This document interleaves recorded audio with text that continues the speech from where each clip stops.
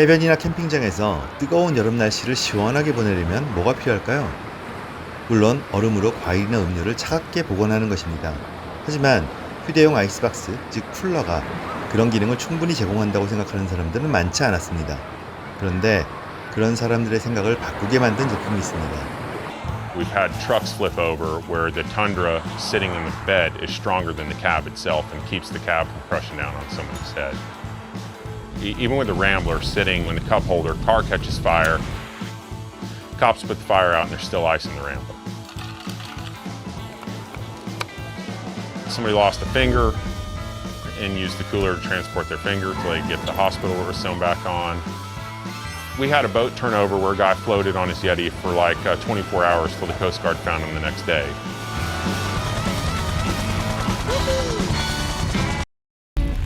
이번 영상에서는 엄청나게 비싼 가격의 쿨러 예티가 어떻게 1년에 10억 달러 이상의 매출을 올리는 브랜드가 되었는지 소개해드립니다. 예티 쿨러는 두 형제의 이야기로 시작합니다. 텍사스의 작은 마을에서 자란 로이와 라이언 세이더스 형제는 낚시와 야외 사냥을 즐기는 것을 좋아했습니다. 그러나 텍사스의 더위는 극심했습니다. 그들은 음료나 잡은 물고기를 상당한 시간 동안 시원하게 유지할 수 있는 튼튼하고 내구성 있는 쿨러를 찾기가 불가능하다는 것을 깨달았죠.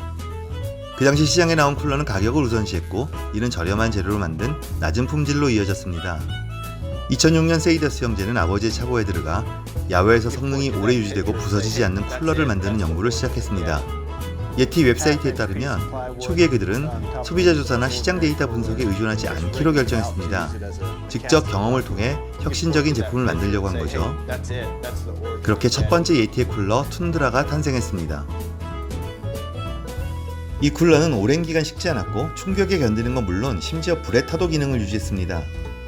기존의 제품과는 전혀 다른 방식으로 제조되었고 원재재도 달랐기 때문에 당연히 가격은 비쌌습니다. 당시 쿨러는 $20면 살 수 있었는데 예티의 제품은 $300로 15배나 높았습니다. 쿨러 하나에 $300를 지출? 그런 소비자는 거의 없을 거라는 우려에도 세이더스 형제는 흔들리지 않았습니다. 월마트에 쌓여있는 $20-30짜리 쿨러와 경쟁하려는 생각은 애초에 없었죠. 최고의 제품을 비싼 가격에 구입하려는 사람들이 분명히 있을 거라는 확신이 있었습니다. 기존의 쿨러는 대량 판매를 목적으로 소매 유통망을 주로 활용했는데 예티는 그렇게 하지 않았습니다. 형제는 자신들의 경험을 바탕으로 아웃도어 전시회나 낚시 스포츠용품 전문점을 찾았습니다. 그리고 작은 이윤의 $30 쿨러를 파는 것보다 자신들의 프리미엄 쿨러로 훨씬 큰 수익을 얻을 수 있다고 설득했죠. 이 설득은 느리지만 꾸준히 받아들여졌고 예티 쿨러는 점점 더 많은 사람들에게 알려졌습니다. 특히 사냥, 낚시 및 수상 스포츠 취미를 포함한 아웃도어 애호가들 사이에서 급속하게 인기를 끌었는데 예티가 나오기 전까지 이런 제품은 없었기 때문에 경쟁자도 없었죠. 회사가 성장함에 따라 제품 라인도 확대되었습니다. 장비의 요새라고 이름 붙여진 더블백부터 완벽한 작업 수행을 위해 탄생했다는 5갤런 버킷, 심지어 해양 야수와 맞서기 위한 $2,000짜리 쿨러까지 판매하기 시작했습니다. 이런 아이템들은 예티를 새로 생긴 고급 아웃도어 장비 지배자로 만들었습니다. 이후 예티는 최초의 타겟층을 넘어 고객을 확장하는 시도를 했습니다.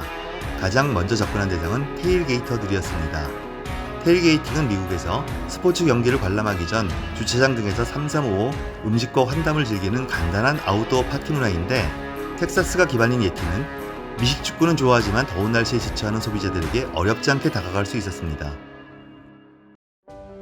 예티는 쿨러에서 확고하게 자리 잡은 후 일반 소비자들이 보다 많이 사용하는 제품으로 품목을 확장하기 시작했습니다. 그리고 예티의 강력한 브랜드 파워는 다양한 제품군에서 성공하는 바탕이 되었죠. 지금 예티에서 가장 많이 팔리는 제품은 쿨러가 아니라 텀블러라고 합니다. 또한 독특한 스토리를 담은 다양한 리미티드 에디션 전략은 예티 제품을 수집하는 예티 컬렉터까지 생겨나게 만들었습니다. 예티는 니치 마켓으로 출발했지만 회사의 성장은 기대 이상이었습니다. 2018년 10월 기업 공개를 한 후 1년 만에 시카고에 첫 번째 플래그십 스토어를 개점했고 미국 전역으로 빠르게 확장되었죠. 2021년 회사의 시가총액은 $84억 이르렀고 계속 성장하고 있네요. 예티의 이런 성공은 단지 혁신적인 제품만으로 이뤄진 것은 아닙니다. 뛰어난 마케팅 커뮤니케이션 전략의 뒷받침이 있었죠. 초기의 예티는 고급 아웃도어 기어와 같은 틈새 시장에서는 입소문의 중요성이 크다는 것을 알고 있었고 효과적으로 활용했습니다. 그리고 회사가 성장하면서 인플루언서와 프로슈머를 통한 브랜드 홍보를 진행했는데 다수의 대중을 타겟으로 한 게 아니라 열성적인 사냥꾼들과 어부들이 목표였죠. 이후 대중에게 브랜드를 알리는 수단도 매체 광고를 하는 대신 아웃도어 활동을 하는 사람들의 모습을 담은 SNS 영상을 활용했습니다. 잘 만든 다큐멘터리 느낌이 나는 진솔한 삶의 모습을 담은 예티 프리젠트 시리즈 속에서 제품은 자연스럽게 일상 속에 녹아들어 있습니다.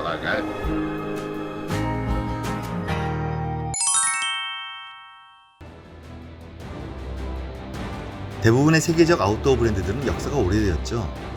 2006년에 설립된 예티는 확실히 이전의 브랜드들과 다르게 컨텐츠 마케팅에 집중하는 특징을 보이네요. 21세기형 커뮤니케이션이죠. 예티는 다양한 계층의 소비자들에게 그들이 어떤 그룹에 속해 있건 예티 브랜드가 자기 표현의 기회가 될 수 있도록 만들려고 했습니다. 그리고 그 전략은 성공한 듯합니다. 진부하다고 여겨지는 제품을 큰 돈을 내고 구매하는 대상으로 바꾸는 것은 모든 브랜드의 꿈입니다. 예티는 브랜드가 없던 시장에서 브랜드 팬덤까지 만들어냈죠. 통찰력 있는 전략이 상상 이상의 성과를 낼 수 있다는 걸 보여주는 사례라 하겠네요. 의식소통이었습니다.